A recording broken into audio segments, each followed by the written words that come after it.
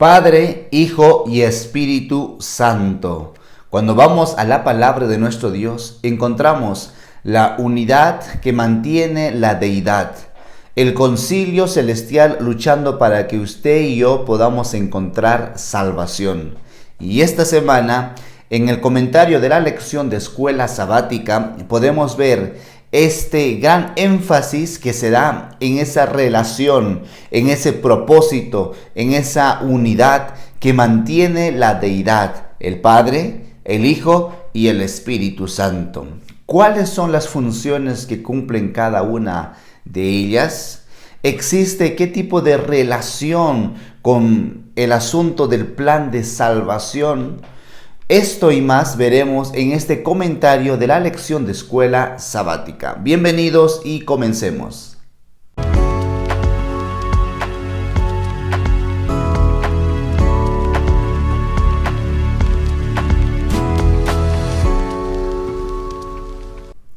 Un saludo fraterno, mis hermanos, que la misericordia, la protección, la dirección, la guía y la compañía de nuestro Padre Celestial siempre sea con cada uno de ustedes. Bienvenidos a nuestro comentario de la lección de escuela sabática. Les saluda Ananías Mamani, pastor de la Iglesia Adventista del Séptimo Día. Vamos a orar. Gracias, Señor, te damos por tus cuidados con nosotros. Te suplicamos para que tu bendición pueda guiarnos y que al tener este comentario de la palabra tuya, Señor, a través de la lección de escuela sabática, pueda ser un medio de gran bendición en nuestra vida. Auxílianos, socórrenos, enséñanos en Cristo Jesús. Amén. Muy bien, mis hermanos, vamos entonces a desarrollar lo que es nuestra lección de escuela sabática. Esta semana básicamente estaremos analizando lo que es la deidad, el Padre, Hijo y el Espíritu Santo, siempre en el libro de San Juan, y vamos a ver allí algunos conceptos bastante interesantes. Quiero mencionar que hasta aquí hemos estado viendo diferentes señales, prodigios en relación a Cristo Jesús, temas también que tienen relación con los testigos que dan evidencia de Jesús como el Mesías, como un ser divino, las afirmaciones de Jesús en decir yo soy, y lo hizo hasta en 7 ocasiones de estas afirmaciones. Y ahora veremos a estos 3 miembros de la deidad, Padre, Hijo y Espíritu Santo. Para ello vamos a ir a la palabra de nuestro Dios y comenzar leyendo el libro de Juan, capítulo 3, el verso 16. Texto conocido, el cual dice: porque de tal manera amó Dios al mundo que ha dado a su Hijo unigénito, para que todo aquel que en él crea no se pierda, sino tenga vida eterna.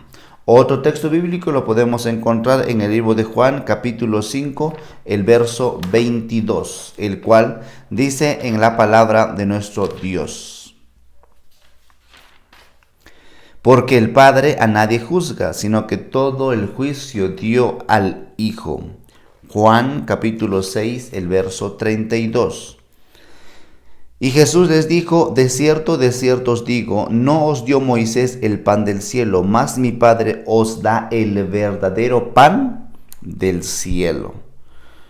Juan 15, 16. Vamos a leer este otro pasaje bíblico, el cual dice en la palabra de nuestro Dios: no me elegisteis vosotros a mí, sino que yo os elegí a vosotros, y os he puesto para que vayáis y llevéis fruto, y vuestro fruto permanezca, para que todo lo que pidiereis al Padre en mi nombre, Él os lo dé.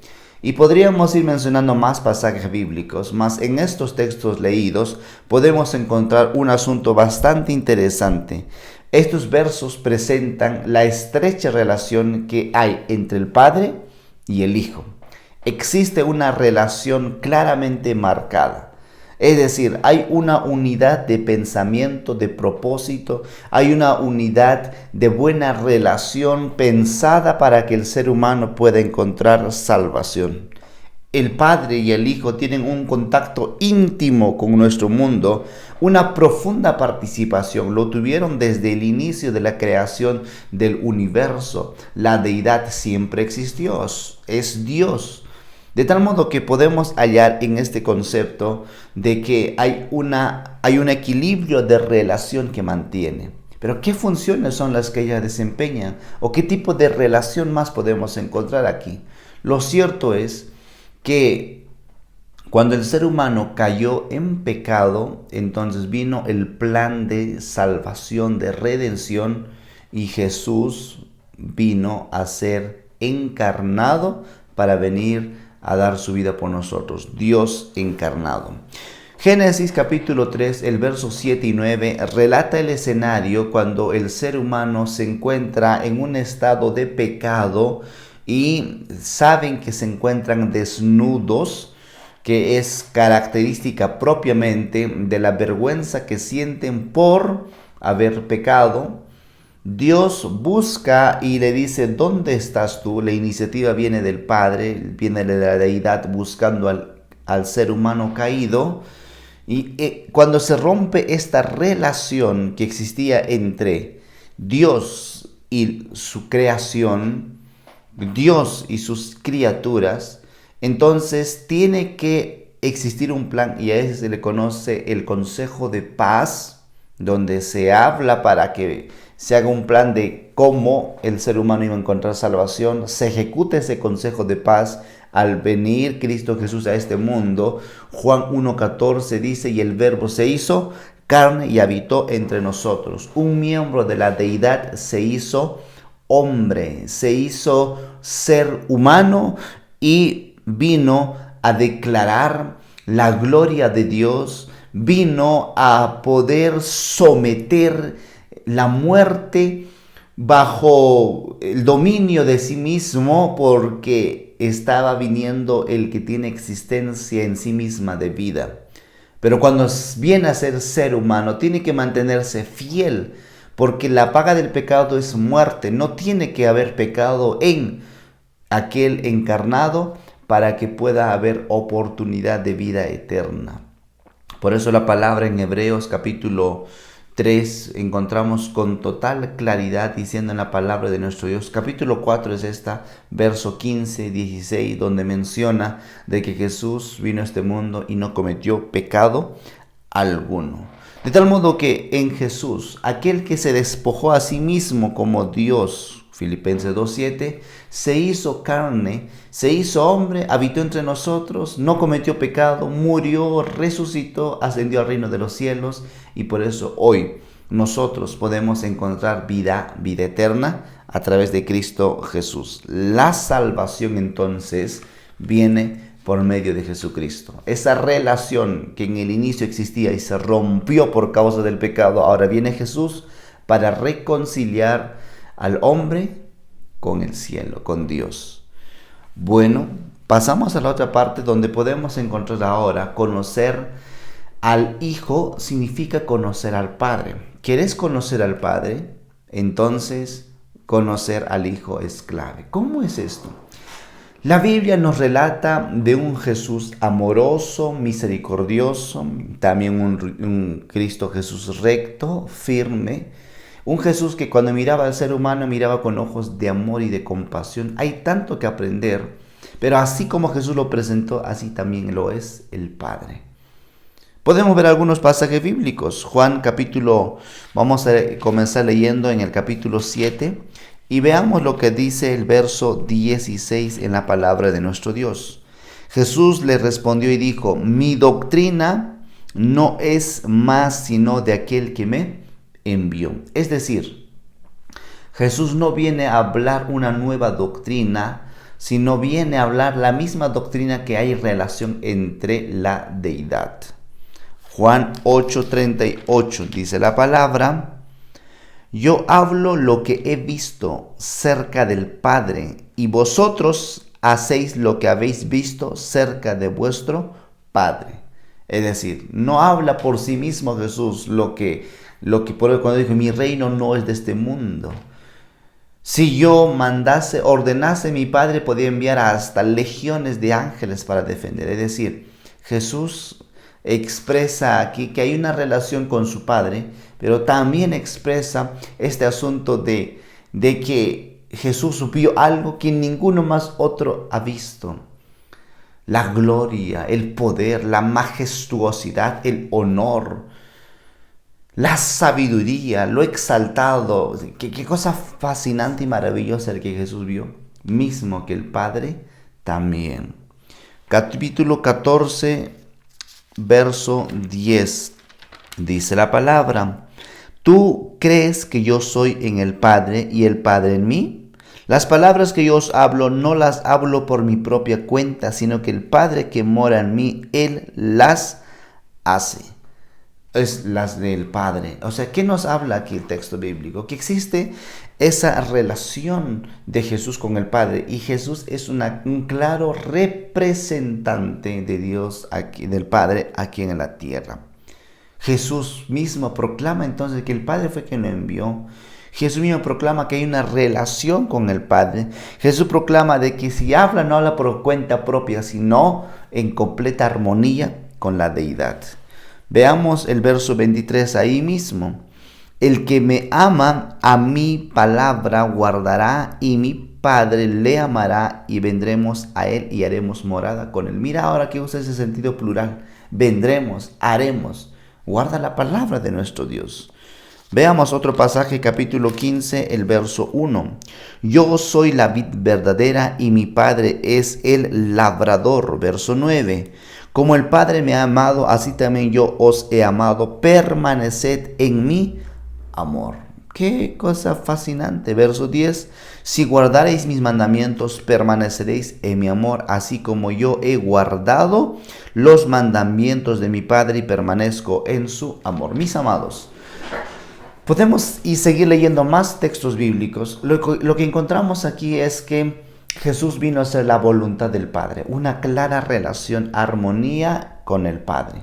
Mis amados, Dios nos llama en este mundo y en esta vida a poder vivir bajo los parámetros y estándares de nuestro Dios. Que podamos socorrernos y auxiliarnos en los brazos de Cristo Jesús, y que podamos entregar nuestra vida a Cristo Jesús y vivir para Cristo. Jesús declara que todas sus enseñanzas son del Padre, y que todo lo que dice lo ha oído personalmente del Padre, que creer en Él es lo mismo que creer en el Padre. Jesús es una clara revelación especial de la deidad divina. Pero hasta aquí Padre y el Hijo. ¿Y qué hay del Espíritu Santo? Podemos encontrar algunos pasajes bíblicos en la Biblia. Comencemos leyendo Juan capítulo 3, el verso 5 al verso 8, donde dice la palabra de nuestro Dios en este pasaje bíblico ya mencionado. Juan capítulo 3, el verso 5 al verso 8. De cierto te digo que el que no naciere de agua y del Espíritu no puede entrar en el reino de Dios. Lo que es nacido de la carne, carne es, y lo que es nacido del Espíritu, espíritu es. No te maravilles de que te dije, os es necesario nacer de nuevo. El viento sopla de donde quiere y oye su sonido, mas ni sabe de dónde viene ni a dónde va. Así es todo aquel que es nacido del Espíritu. Me parece fascinante poder hacer un eco en este sentido, mis hermanos. ¿Por qué? Una de las funciones, o sea, el Espíritu Santo también es Dios. No es una fuerza, es Dios. Es la tercera persona de la divinidad, de la deidad.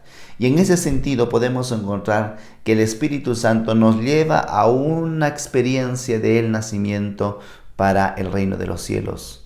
¿Qué es nacer en agua y en espíritu? Si no es el bautismo. Veamos capítulo 6, verso 63. La palabra de nuestro Dios, siempre en relación al Espíritu Santo. El Espíritu es el que da vida, la carne para nada aprovecha. Las palabras que yo os he hablado son espíritu y son vida. Noten esto, de nada aprovecha la carne, la ley propia de nuestro mundo, sino es el convencimiento por medio del Espíritu Santo. Capítulo 14, el verso 26, siempre con el Espíritu Santo. Mas el Consolador, el Espíritu Santo, a quien el Padre enviará en mi nombre, Él os enseñará todas las cosas y os recordará todo lo que yo os he dicho. O sea, cumple una función interesante porque nos enseña, nos recuerda. Es decir, cuando nosotros estudiamos la palabra de nuestro Dios y lo hacemos sin la presencia del Espíritu Santo, Ay, de aquel ser humano, aquel hijo. ¿Por qué? Sin el Espíritu Santo no hay convencimiento de una verdad pura. No hay una entrega incondicional, genuina a la voz de nuestro Dios. Vayamos a Él. Capítulo 16, el verso 7. Pero yo os digo la verdad, os conviene que yo me vaya, porque si no me fuera, el Consolador, o sea, el Espíritu Santo, no vendría a vosotros, mas si me fuere, os lo enviaré. Verso 8. Y cuando Él venga, convencerá al mundo de pecado, de justicia y de juicio. De pecado por cuanto no creen en mí. De justicia por cuanto voy al Padre y no me veréis más. Y de juicio por cuanto el príncipe de este mundo ha sido ya juzgado. ¿Quién es aquel que nos convence entonces de pecado? ¿Quién nos convence de juicio, de justicia? Si no es Cristo, si no es el Espíritu Santo. Tiene claras funciones.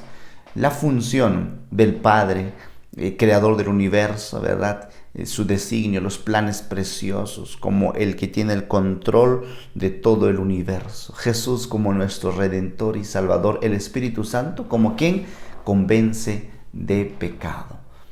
Mira, hermanos, si cometemos un mal, un pecado en nuestro vivir diario y ya ni sentimos remordimiento, ya no sentimos como que esas ganas de decir, cometemos pecado y no hay un sentido realmente de culpa por causa del pecado, preocupémonos, porque significa que el Espíritu Santo no está ya trabajando en nuestro corazón. No porque no quiera trabajar, sino porque nosotros hemos cerrado la puerta de nuestro corazón.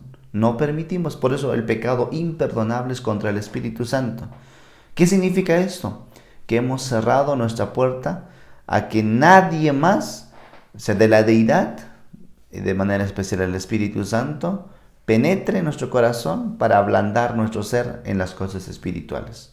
Lo hemos cerrado tanto y por eso es un pecado imperdonable, porque cuando el Espíritu Santo no está, no hay convencimiento de pecado, de justicia, ni de juicio. Así que, ¿por qué no podemos orar y decir, ven Espíritu Santo, habita en este corazón, transforma mi vida, enséñame a vivir para ti? Ayúdame, Señor, a contar mis días de tal modo que traiga a mi corazón alegría, paz, entrega, compromiso a tu nombre. Y terminamos con la lección, con la oración sumo sacerdotal de Jesús a favor de su pueblo, de sus hijos. Qué maravilloso, porque el capítulo 17 nos presenta que Jesús ora por sus discípulos, ora por sus apóstoles y también ora por aquellos que han de creer en Él. Me encanta la palabra de nuestro Dios. Dice la palabra en el verso 11.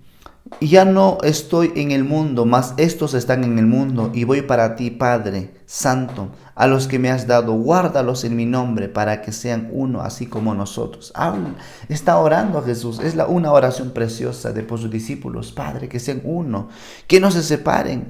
Verso 15, te ruego que no les quites de este mundo, sino que los guardes del mal. Padre, verso 17, santifícalos, Señor, en tu verdad.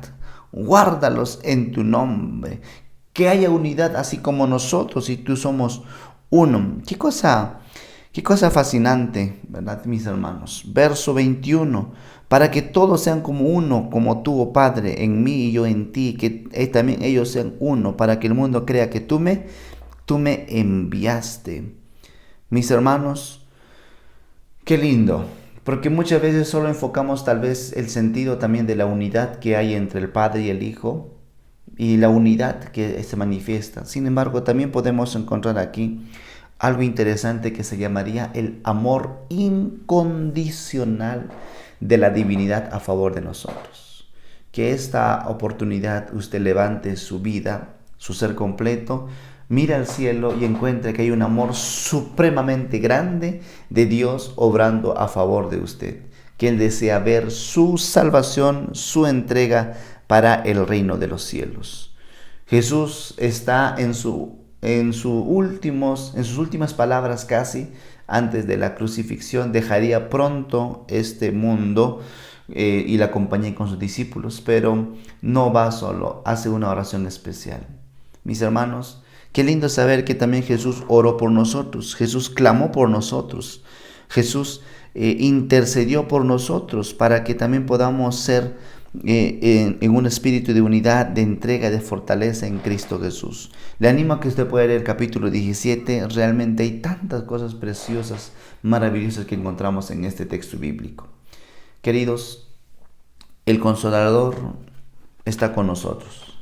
Si hay un vicario de Cristo, es el Espíritu Santo. Él está para convencernos de pecado. ¿Necesita usted ir a los brazos de Cristo Jesús? ¿Necesita socorrerse en el Señor Dios Todopoderoso?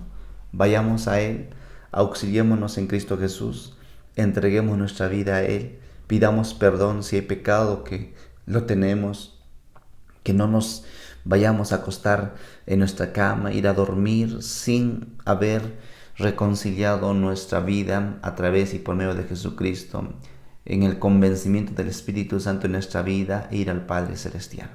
Que Dios pueda bendecirlo, guiarlo. Nos vemos en nuestro próximo comentario de la lección de Escuela Sabática. Gracias, Señor, te damos por tus cuidados en nuestra vida. Enséñanos a vivir siempre para ti y que nuestro ser completo, Señor, pueda exaltar y bendecir siempre tu nombre. Glorificado seas tú. Guíanos, te rogamos, te suplicamos y te agradecemos en el nombre bendito de Cristo Jesús. Amén, Señor.